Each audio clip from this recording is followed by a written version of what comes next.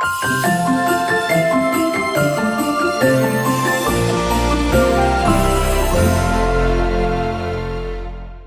buddy, Jim from Jim's Coleus. Just wanted to reach out.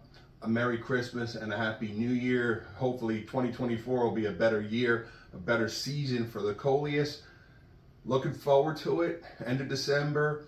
I'm already getting ready for planting my seeds. I really have to look back at a few years back where I started my Coleus a little earlier.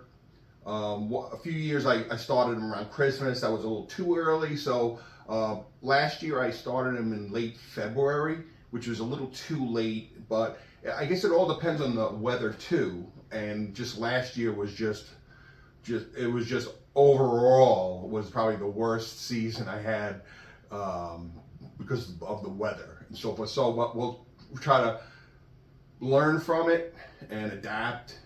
And hopefully this year I'm going to kind of split the difference, and I'm going to go back to most of the years I think I did pretty well here in New Jersey. It all depends on where you live, but I think I'll start my Coleus seeds the middle of January, so we got plenty of time. Meantime, head over to Jim's Coleus on eBay, get some seeds right before Christmas. It's a perfect stocking stuffer. As you can see here, we got 15 packs listed on my eBay, so head over to Jim's Coleus on eBay, get some Coleus seeds. Again, perfect stocking stuffer. You can actually, you don't even have to wrap it really, maybe put a little ribbon around it. Perfect stocking stuffer for the plant lovers, or maybe somebody who's a plant lover, maybe never really grew Coleus or whatever.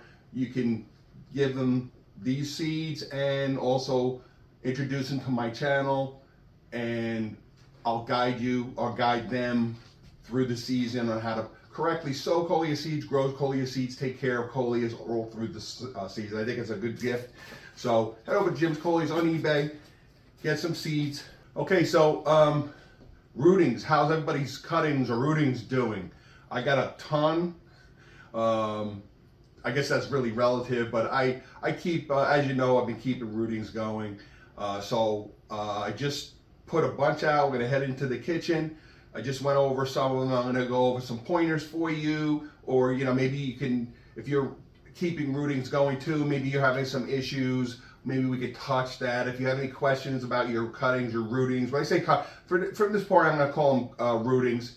So if you're having any issues with your rootings, you have any questions, or maybe you think you might be doing something wrong, or maybe you're not doing anything wrong, it's just natural. We'll go over some real quick issues about water changes and so forth. So, all right, so enough talk. Let's head into the kitchen, go over my rootings. I have a couple of overwintered Coleus as well. So, all right, so let's head inside. All right, so, this is not all of the rootings I have. I have some more in my family room. If you're following along, I have those little, the 3-port 24-inch windows in my family room that provide a lot of light. They have a nice little shelving area, so I have rootings on there. I did take a few in, and most of these are in my front bay window, and I have some overwintered I'm going to show you. And this is an old table I found in an antique store, so I actually keep my rootings in here. So, for purpose of the video, obviously they're all up here. Let's really take a look at them. I have quite a pretty wide variety, and again, I keep Coleus for different reasons. My main reason is, I guess, the love of the certain particular Coleus. Really, but the main reason, like these Lord of Voldemorts, if you're following, I don't have seeds for these. I've had no luck really getting seeds. I have gotten seed pods to develop, but so late in the season. Perhaps if I was in Florida or so forth, I would obviously get seeds sooner, and using the bloom booster even earlier on did not necessarily make a difference with these. They're just stubborn. So for the past 4 years that I've had the mother plant, since I bought the mother plant, what I do is what I do here. I keep multiple cuttings. I have about 6 to 8, and at this point they all last over the years. They're very hardy, so they do very well. And again, I'll keep them all fall, winter, into spring, and then I transplant them. Then I put them in a pot, and here you go. Here's the Lord Voldemort from this past summer, and I just keep continuing that cycle because I kind of like them. They're very hardy, and as you can see here, they make a nice coleus, a nice potted coleus. I have, like I said, I have a wide variety of different sizes. These are like Christmas candy. The yellow dragon. A friend of mine, follow her on Instagram, Sherry. She sent me very nice of her. She sent me some rootings through the mail, and when they arrived, they didn't look good at all. They were very dry. They were wrapped really well in moist paper towels, and they've come back nice. They put them right in water. She had sent me a Mariposa, Snapdragon, an Electric Lime Sport, a Mariposa. Where's Mariposa? Right back here. So they're all doing real well, Sherry. Thank you. But yeah, I got a couple of these Christmas candies. I don't have any seeds for these. So I actually got these cuttings from a friend, an ex-co-worker of mine. Happened to be passing by his house. And I saw he had a bunch of beautiful coleus, and I saw they were going to seed. So I said, hey, you mind if I grab some seeds? And so I got a bunch of seeds for these, for my, not a bunch, I have a handful of seeds, but I did take these rootings, so we'll plant these. I'm surprised they're actually doing this well because they're tender. And same with this Wizard Rose Kong. This has been in this bud vase since late August, and it's starting to, I mean, I've lost a number of leaves. It's got a lot of foliage on it still, but it's doing well. It's still pretty vibrant, but that, again, that's because I keep it by my bay window, which of course is nighttime. It's not bright, but this does really well. It's been doing very well because it's getting a lot of light. So I think it will make it through into spring. I'm pretty confident. But you can see, this is something you can expect, and it's not that we're doing anything wrong, it's just natural. You're going to get leaf drop. Same here with the fishnets. I keep a number, even though I can get plenty of fishnets through Rosy Dawn Gardens. And by the way, Rosy Dawn, if you're not familiar with them, go to Rosy Dawn Gardens. That's R-O-S-Y, Rosy Dawn Gardens. They just went live, and you can buy live plugs from them. You can order them and schedule them for delivery. They have a delivery date window, and you could choose. I chose the first week of May. I ordered about 10 varieties. I try to get different varieties every year, and there's a couple of my favorites. So anyway, I always keep fishnets. I didn't get any seeds again. They're another stubborn coleus, which means it's a good coleus. If they go to seed very, very late, it means you got a good coleus. Not sure what the reasoning is behind that, but these make excellent cuttings. You can see I had a little varmint action going on. I caught that little caterpillar like a month ago. I sent him outside. So anyway, he did get a little bit of meal on me. But you can see here, this just dropped. And with these fishnets, what I found over time, by the time we get into February, late January, and it all depends on what kind of winter we have, how many cloudy days, how much sun. If you get a really bright, snowless winter, more sun and clouds, then they may do a little better. But because of the brighter the location, the more sun, the better your coleus or rootings will do. So, but my point is, what will happen is your coleus will start to thin. It'll start to get less vibrant. Specifically with the fishnets, your veining will get less pronounced. Here's an example. This one is, I think I cut this one in early August. and this one as well. So you can see it still has up top, still has that action, but it's you know, it's not quite as pronounced as these here. But it's still a fishnet. And next season, when these go into pots, it will develop into a full-blown fishnet. Now you can see here, see how it's kind of turning white? That's really what I found has happened, and it's normal with these fishnets is because there's a lot of foliage on here still. You'll find that you'll lose some leaves. They'll drop. They'll either brown and curl and drop, or they get white and then they'll drop. And it's not a big deal because I do have a lot of foliage here, and I do have quite a few rootings, and I'm not going to lose any sleep over if I lose these. And based on my experience with these fishnets, I see these are going to easily last through the winter and into spring, and we'll be growing another monster fishnet, I hope. This last season was honestly the worst I've had. All of my coleus that were normally mega ones, like this monster Saturn that I grew, and even this big fishnet, were all I would say half the size of what I've had in the previous years. I guess it was just the way the weather was last year and so forth. Not going to get upset about it. Spilt milk. So we'll see what we could do this year. So, but yeah, that's something you can expect. Leaf drop. Your plant will get thinner, less vibrant. It's not going to grow as fast. Although I'm going to get some growth starting up top here. You're going to see your rootings. Not all of them. These here.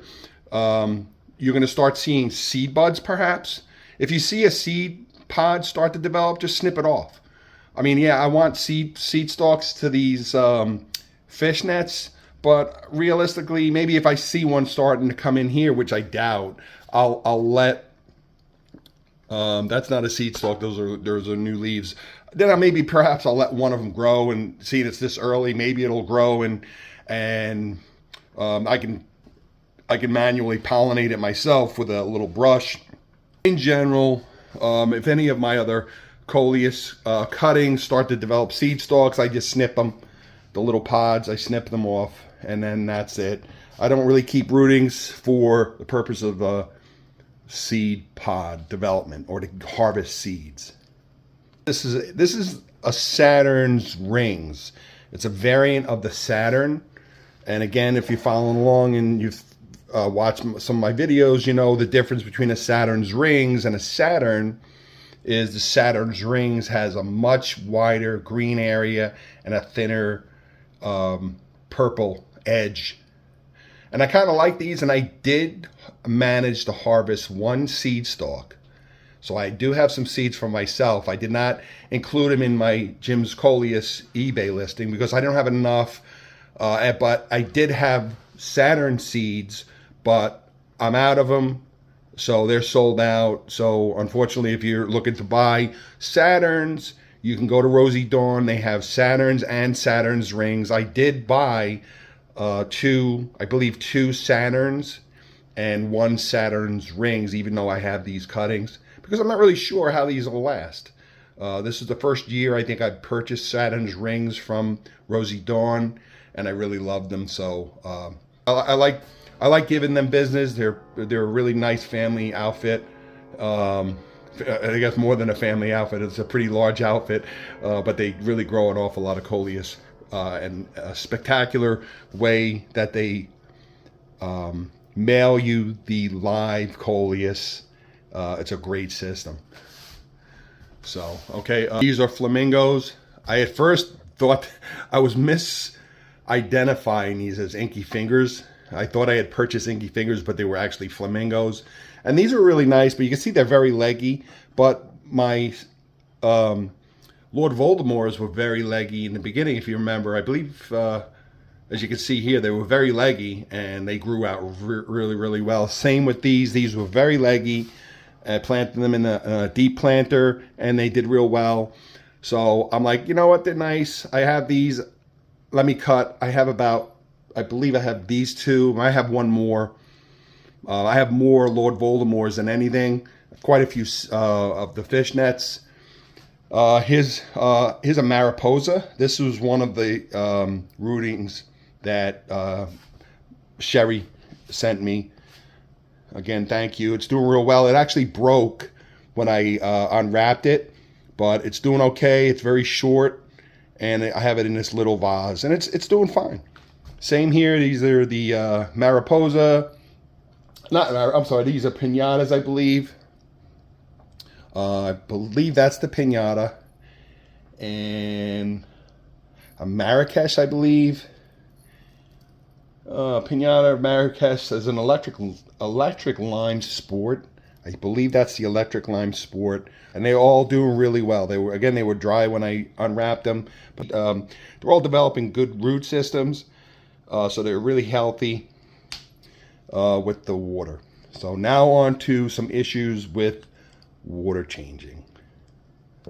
All right, so again, the two most important things and keeping your rootings going healthy is the location. They really need the brightest location that you can. I have grow lights, but I don't use them for my rootings. I have that bay window, again, provides plenty of light, so they do really well. If you have, maybe you don't have a window that's that bright and you have some grow lights, LEDs, then give them some light and see how they do. But they do need bright daylight. Sunlight, they don't need direct sun necessarily, although direct winter sun is not harsh. So I do get direct winter sun through this bay window here, behind my pots and pans. So these do really, really well.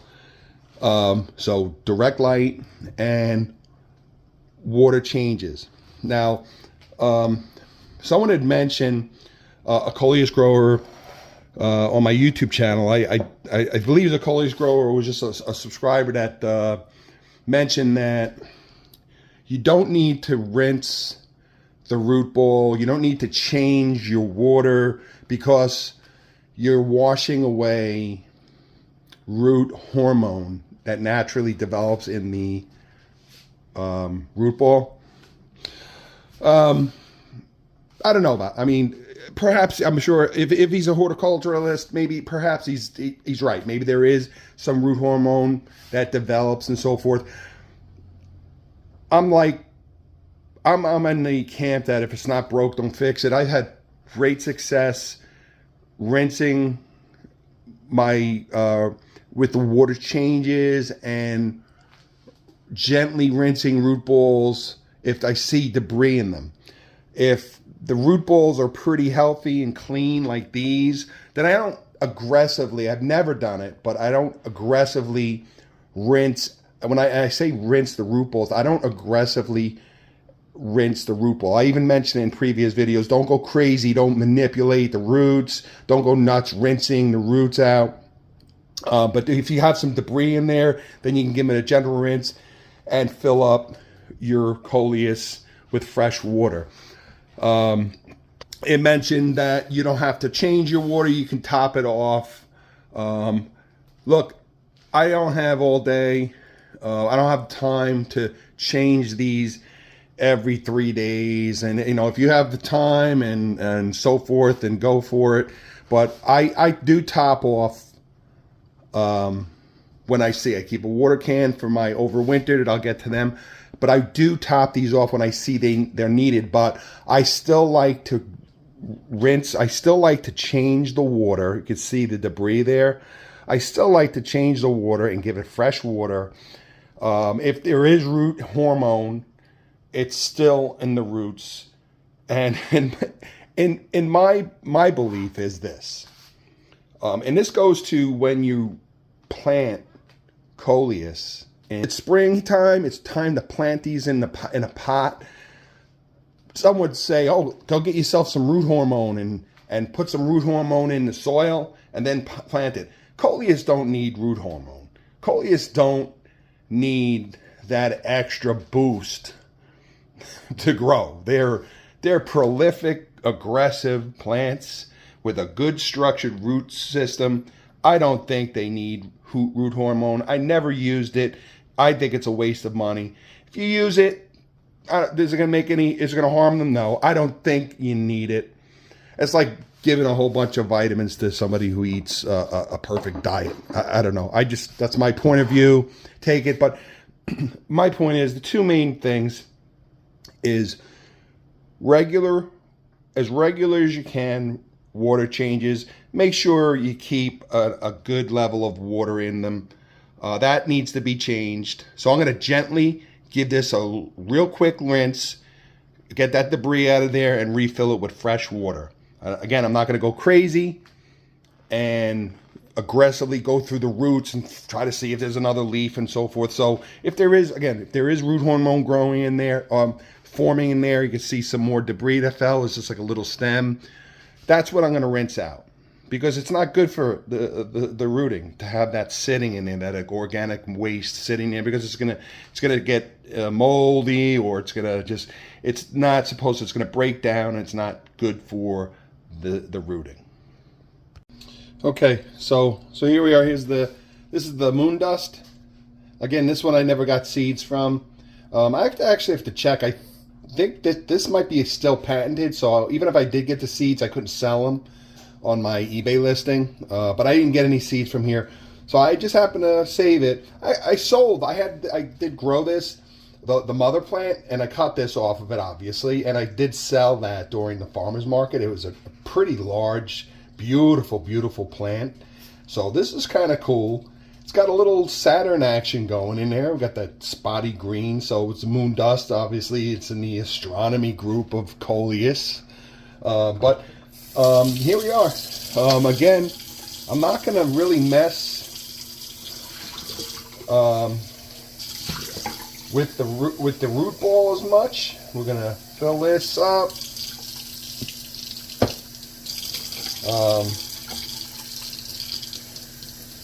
Got a couple of dead leaves, or leaves that fell off. Just give it a quick 1-2 and back into the water. You can agitate it a little.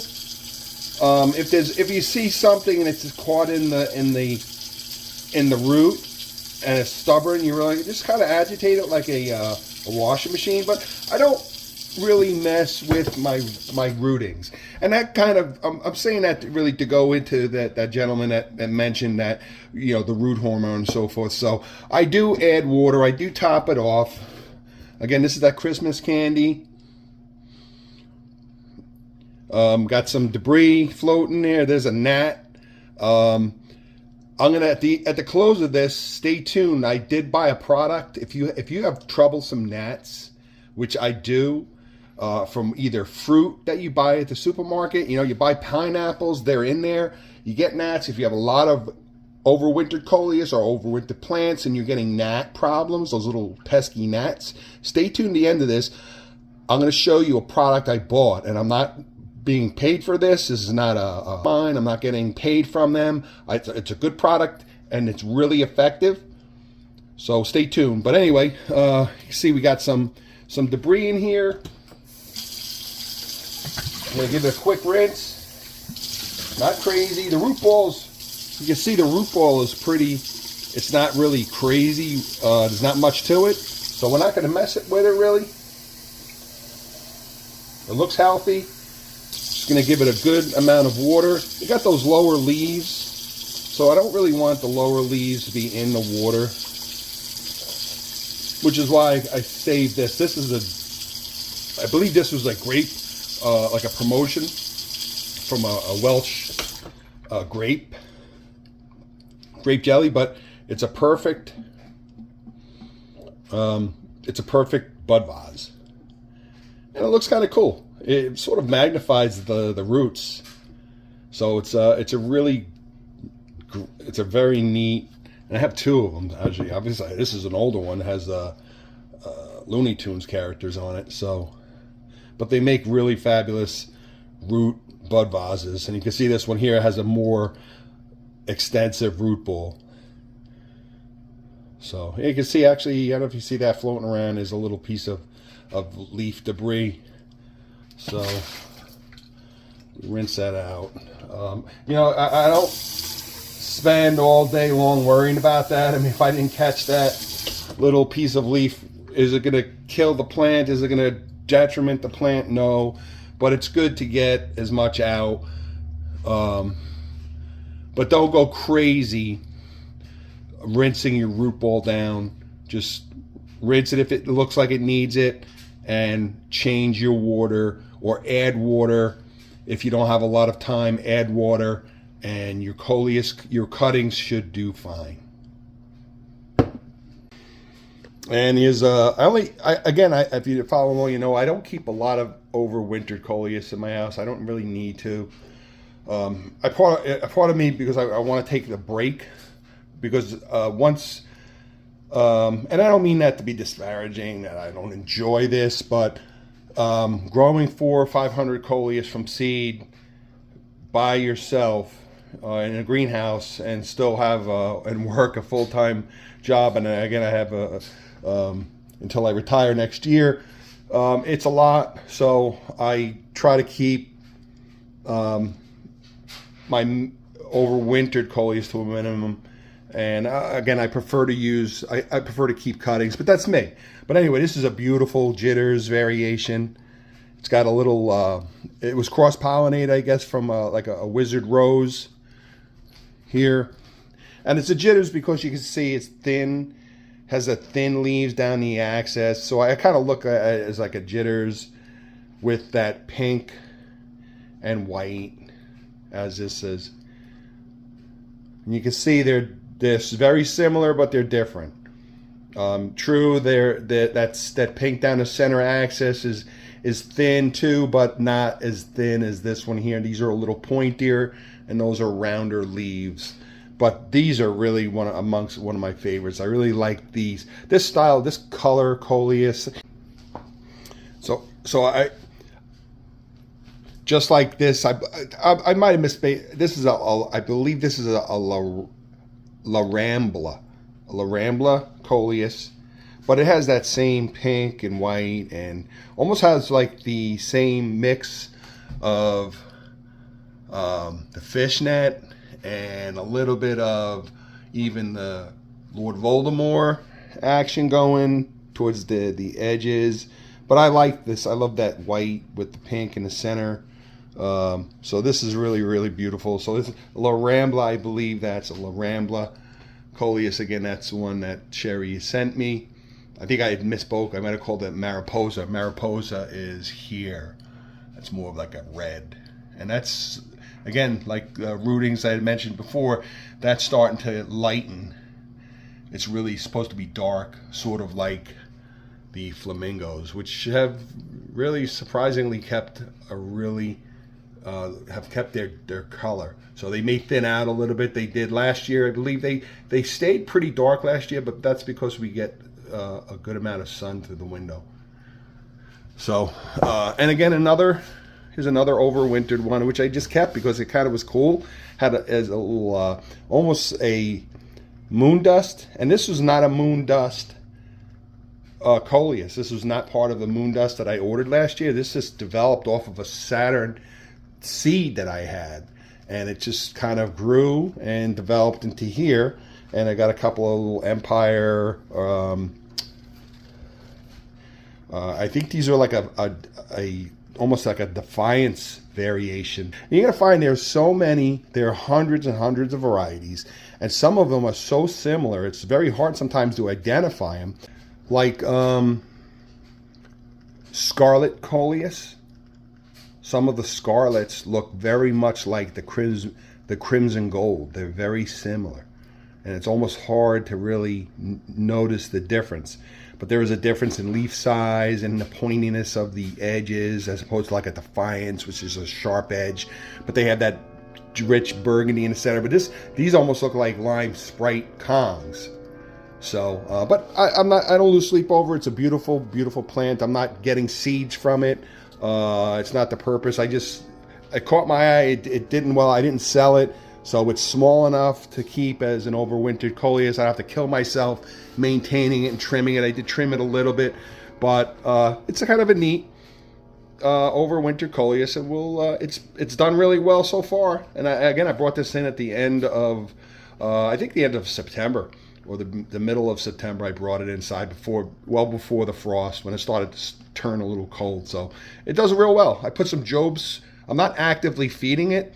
It has some Job's food spikes, this general purpose indoors food. You can actually see them, and it gets fed as it waters. So I don't go crazy fertilizing my overwintered coleus, because they're going into hibernation during the winter time. You're not trying to promote it to grow necessarily. It'll grow a little bit.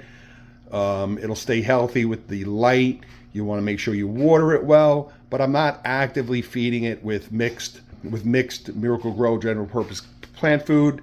If you have fertilizer pellets, you can do that, or the Job's food spikes. I like them for smaller indoor plants. I just threw a couple in there, and again, it feeds it as whenever I water it.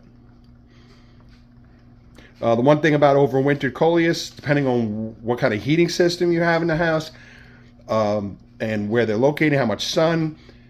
These again are on my bay window, but right below my bay window, excuse the little mess, I have a baseboard heater. So that gets a lot of the heat.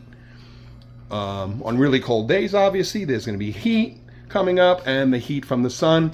So these little plants are going to dry out quicker. So make sure you stay up on your watering. Get to know what a well-watered coleus feels like, the weight, and then you'll know by picking it up, and obviously by digging into the soil.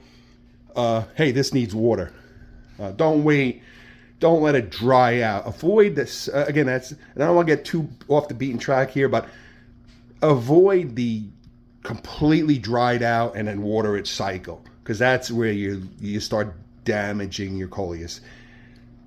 This has been in this pot since, I guess, I want to say May. So at this point, it's a pretty senior plant. You can actually see the stem is starting to get like bark. This is going to be pretty root bound, so I can pop this thing right out right now, and I'm sure all the soil is probably root bound, really root bound, but I'm not going to do it. I'm not going to transplant it at this point, but you got an awful lot of roots in there, so make sure you water it well so it runs out. Don't saturate it, but make sure you get it enough water that all of the roots down here get water as well. You can bottom water it also, but make sure you make sure all of the roots get some water, and then you'll have a better, healthier plant. Anchors away, my boys, anchors away. Farewell to college joys, we sail at break of day through our last night. Okay, so I have a coleus business, and in the fall and winter I bring in quite a bit of cuttings and so forth, and I have a clementine tree, and I do get some, obviously we buy fruit and so forth, so I do get gnats, and they're annoying, mostly in the soil and on my cuttings. So I gave this a try, and it really works. It really works. Let me pull this out. I've had it in here about a week and a half. And as you can see, we got about 10 or so gnats. So I would recommend it. Particularly here, I had a lot in the soil, and I did spray before I brought it in, but I really recommend them. And it came with the additional refills. And just press it, turn it on. Highly recommend it. All right, so I hope you enjoyed this video. Hope it was helpful, practical if you're keeping rootings or overwintered coleus. And how about that gnat and fly eliminated, that product? There always seems to be these little gnats around. I did that product review for Amazon because it really was effective. I was surprised. I mean, the first couple of days, nothing, but after about a week, then they started to show up, and I saw some in my in that clementine tree in the soil and so forth. So it's it's an effective product. The only downside is if is it emits that blue light. So if it's in an area where you sleep, hopefully you don't have gnats in your bedroom. It does emit that blue light, so it could be a little, if it's in maybe a TV, it can kind of be a little off, But other than that, where I have it, it's perfect, it's effective, it's right near where the gnat problem is, and it seems to be really, really working. So go ahead, pick them up, and they're cheap too. That's the other issue, is they're really effective and cost effective, and the refills are very easy to buy. So definitely get that. Highly recommended if you do have gnat problems. So okay, so I hope this helps out with your cuttings and so forth. Again, looking forward to starting my coleus. I really want to start them at the end of December, but I learned lots over the years not to rush things. And again, as I had mentioned in my opening, it's really for me over the years, as summarizing all the years that I've been growing them, I've really fine-tuned, I think, the most ideal time for me to start the coleus seedlings, sow my coleus seeds. So remember, head over to Jim's Coleus on eBay, get some coleus seeds. Perfect stocking stuffer, great idea. And again, you get me, you get my personalized advice. At any time you have any problem whatsoever, just shoot me a text, Instagram, here on YouTube, a comment, Facebook. Instagram, again, is the best place to get in touch with me. So, all right, so take care, everybody. Happy holidays, and we'll see you soon.